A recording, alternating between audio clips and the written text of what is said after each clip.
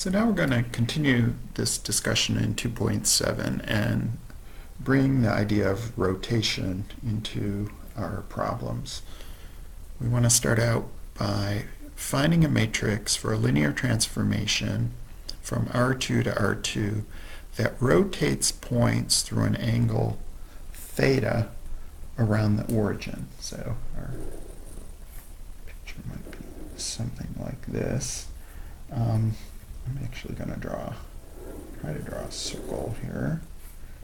So here's my x-axis and my y.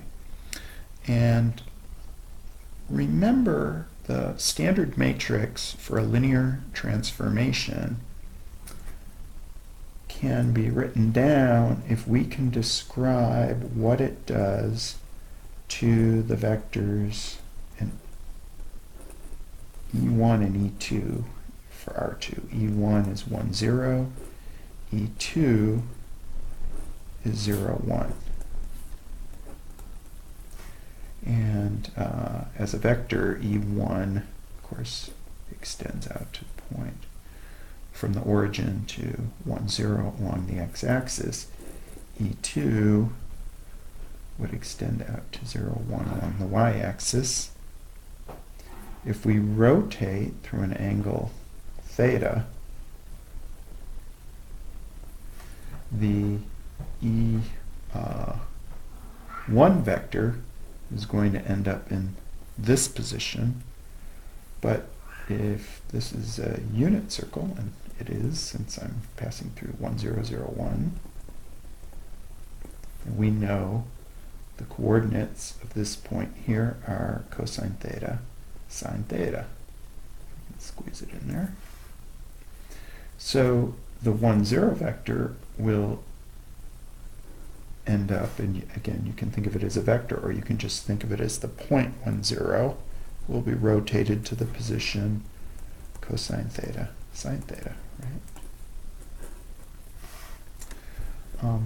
E2 will be rotated over to here, and that's a little trickier to think about. Let's see, that's going to be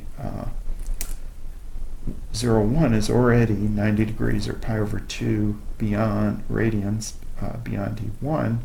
So this point is going to have coordinates of cosine and sine of an angle again, but it's going to be cosine of pi over 2 plus theta, sine of pi over 2 plus theta.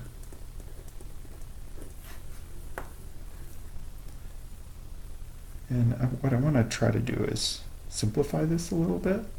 So I got cosine of pi over 2 plus theta, sine of pi over 2 plus theta. And I'm going to use the sum identities from trigonometry. This is cosine of pi over 2, cosine of theta, minus sine of pi over 2, sine of theta. For the cosine of the sum, sine of the sum is sine of pi over 2 cosine theta, plus cosine pi over 2 sine of theta. And cosine of pi over 2 is 0. Sine of pi over 2 is 1. So because of the 0, this simplifies a whole bunch. I'm just going to have 0 minus sine theta. And I'm going to have cosine theta plus 0, or cosine theta, which means this E2 vector ends up in, there's a simpler way to describe the coordinates at that point, is just minus sine theta, cosine theta. And so the standard matrix for this transformation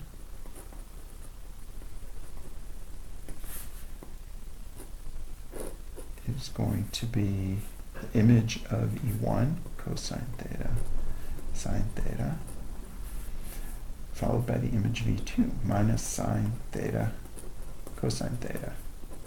So there's one term has a minus sign, just due to what happened when we simplified this. And let's just look at a simple example. What happens to our trapezoid when rotated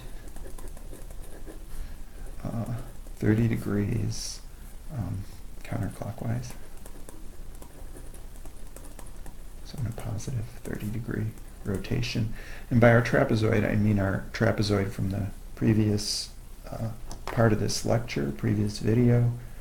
Remember that started out going through 0, 0. I think it went through 4, 0.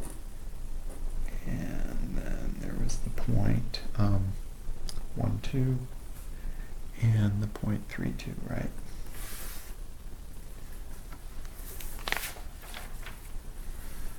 Well, we can figure out what happens to that trapezoid by taking this matrix. Now we'll have constant values because we have to evaluate at 30 degrees, cosine 30 degrees, sine 30 degrees, minus sine 30 degrees, cosine 30 degrees. And we're going to multiply by our data matrix for this trapezoid because we have the point 0, 0, we have the point 1, 2, we have the point 3, 2, and we have the point 4, 0. That just allows us to work on all 4 points at once.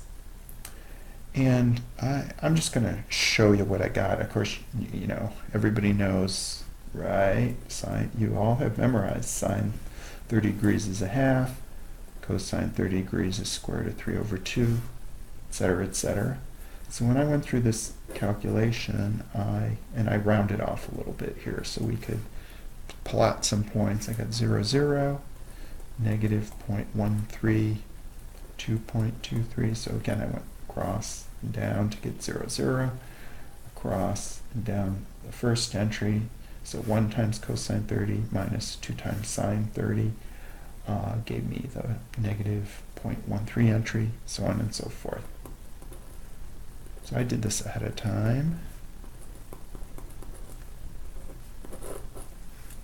And I just want to think about, I'm going to do a real rough sketch here of plotting these points. 0, 0 is in the same position. As we rotate that trapezoid 30 degrees, the 0, 0 is tied down. As in any linear transformation, what happens to 1, 2?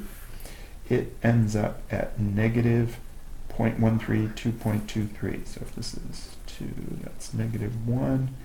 It's like slightly to the left of the y-axis there. 1.6, 3.23. My next point is about there. And what happens to the 4, 0 point? It ends up at 3.462. 3.462. Now I'm doing a real rough sketch here. But you can kind of, I think it's just worth seeing that image of how with those values that trapezoid has been rotated 30 degrees. We got a 30-degree angle right there. And I'm going to stop this portion right now because this was just meant to introduce this rotation idea and really the standard matrix of the rotation, linear transformation in R2.